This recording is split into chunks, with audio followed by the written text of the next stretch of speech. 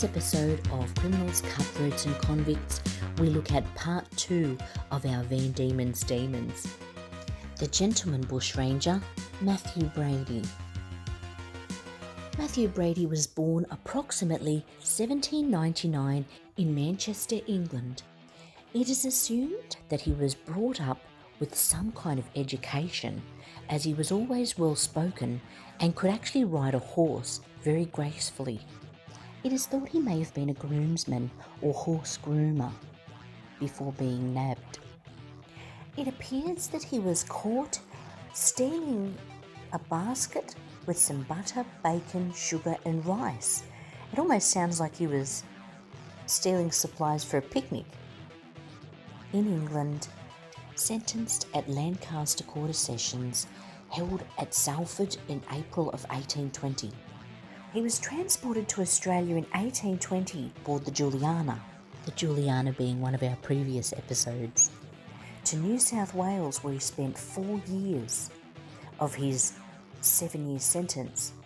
Now, he attempted to escape a few times and was in trouble for other things, and he received 350 lashes of the whip for these crimes. Like most of the convicts, he didn't like the soldiers and the way that the convicts were treated. So, in committing these little petty crimes, it earned him a trip to Sarah Island in the Macquarie Harbour of Tasmania, Van Diemen's Land, one of the cruelest and most brutal penal settlements, as per our previous episodes, we've become very familiar with. He was sent to Van Diemen's Land in 1823. It was somewhere that the repeat offenders, or the worst of the criminals, instead of being hung, they sent them now to Van Diemen's Land. He arrived into Van Diemen's Land in the June of 1824, just after Alexander Pearce had been hung. He was sent into Macquarie Harbour and was given the name Gentleman Brady, due to being so polite and well spoken. In the June of 1824, Brady was part of a group of about 15 men who escaped from Sarah Island. They sailed in a whaleboat, which is further than what Alexander Pearce got.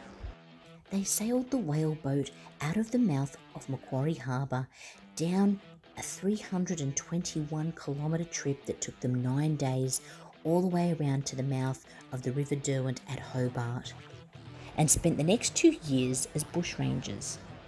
So by now it seems that these guys have really clued in on how to escape most of the settlements. We've had William Buckley escaping from Port Phillip Bay, where they initially tried to set up a settlement area in present-day Melbourne before they got to Van Diemen's Land. And we've had a couple of them now trying to escape Sarah Island, where Pearce had failed. Looks like Matthew Brady and a couple of others have finally done it. Brady was considered a gentleman who rarely robbed women. The military considered him dangerous after Brady's gang held up a township of Sorrel, named after William Sorrel, the 3rd Lieutenant Governor General of Van Diemen's Land.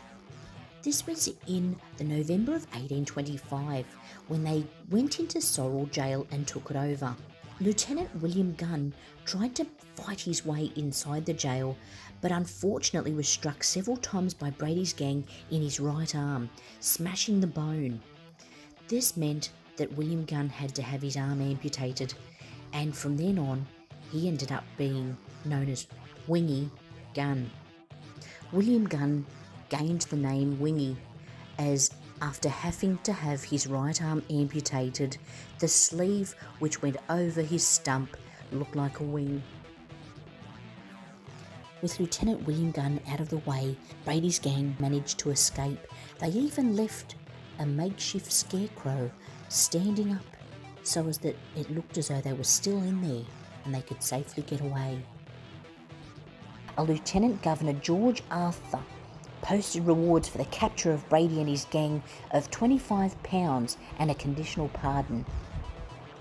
Funnily enough, in return, Brady posted his own reward, stating, "It has caused Matthew Brady much concern that such a person known as Sir George Arthur is at large.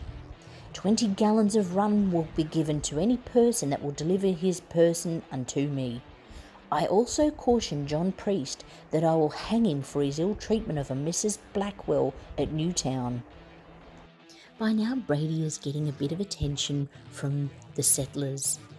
The women in particular were swooning over him and thought he was just such a lovely guy.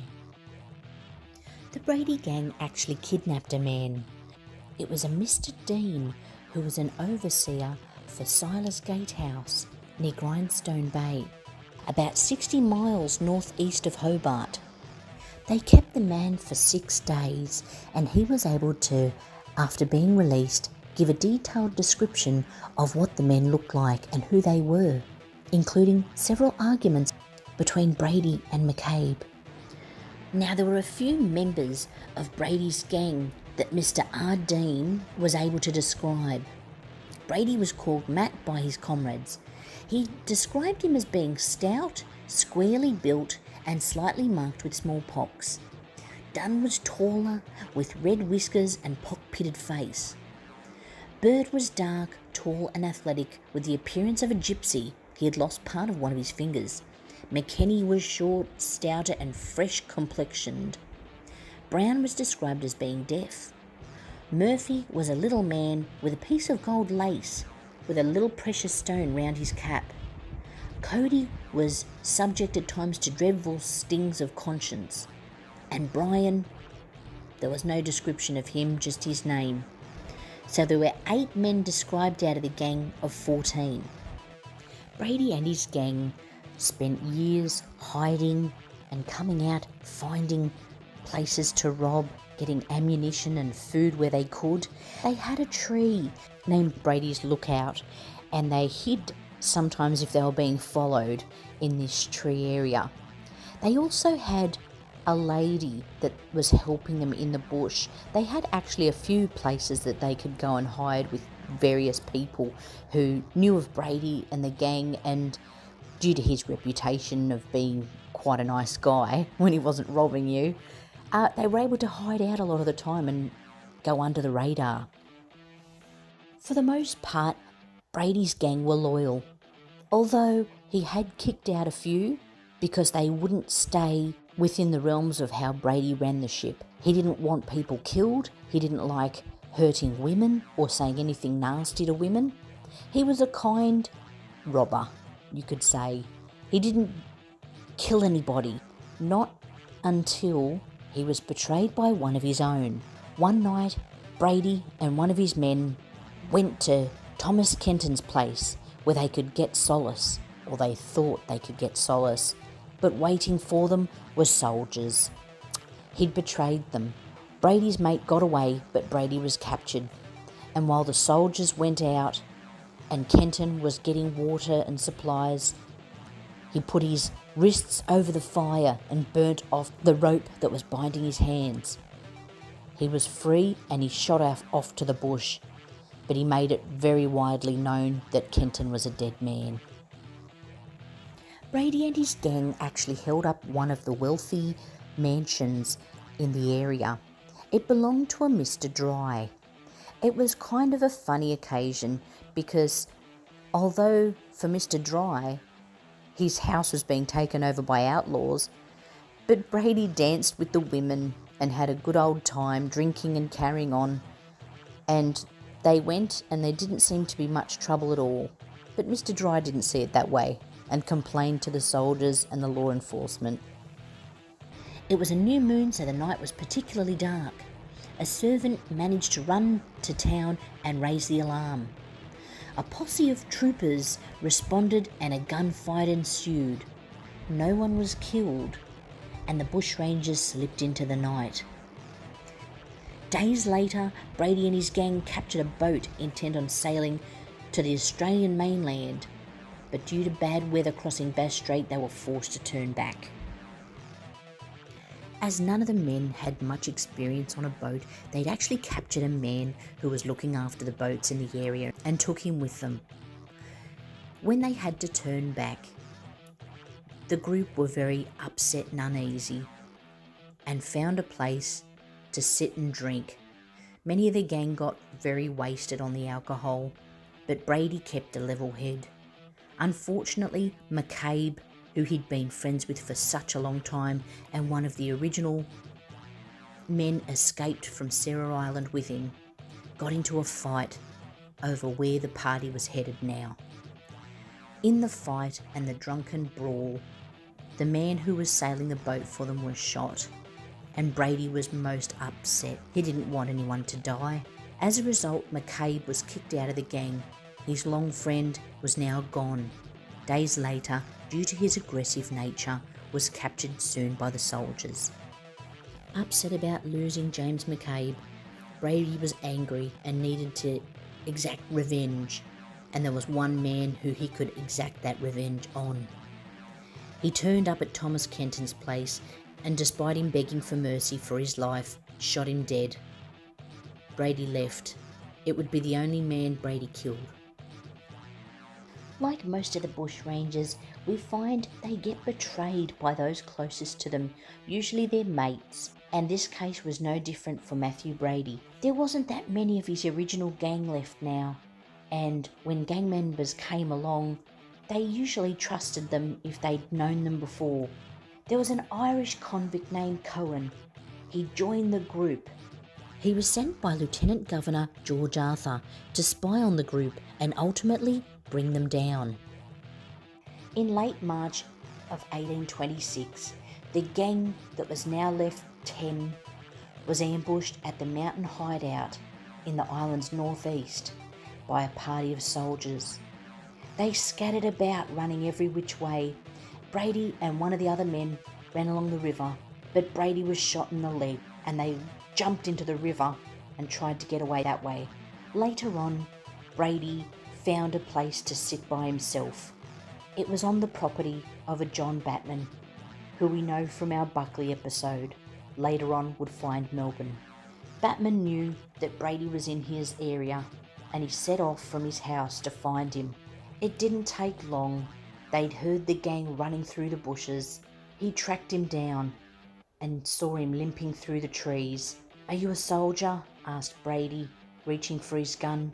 "I am no soldier, Brady," said John Batman. "I am John Batman. Surrender, for there is no chance for you." Brady surrendered. It was close to the Launceston area, but he was taken down to Hobart, to what would be his last days. Brady's last days were held in Hobart. He'd been sentenced to hang, and he had many visitors while he waited. Many women from the towns came to visit him in his cell, giving him gifts and telling him he shouldn't be hung. And a lot of his adversaries came as well. Some of them just came to pay their respects. He was well liked, and he'd only shot one man, that traitor Thomas Kenton. Apart from that, the Gentleman Bushranger was well liked by all, and several petitions were actually put forth to save his life. But Lieutenant Governor Arthur wasn't going to have it. He'd been a thorn in his side for too long. Before Brady was hung on the 4th of March 1826, he said, "A bushranger's life is wretched and miserable. There is no peace day or night." One of the guards said, "Why did you not give yourself up then?" And Brady replied, "Because I always knew it would end this way, and I wanted to live as long as I could." The rest of Brady's gang were taken out one by one or surrendered, and Brady was hung. A lot of people were upset about this, mainly women. And it's a shame because he just wanted to live his life. Heaven knows where he'd originally come from in way of education and family. But when he came here, it was just the treatment that was awful. Like most convicts, they just want to get away from it. And I don't blame them at all. I wouldn't want to be in their shoes. But that's Matthew Brady's story, the Gentleman Bushranger, Gentleman Brady, and Prince of Thieves, as he was also known. That was part 2 of our 4-part special on Van Diemen's Demons.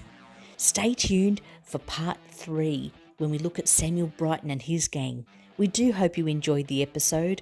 Don't forget to like, subscribe, and smash that notification bell so you're aware when our next episodes go live.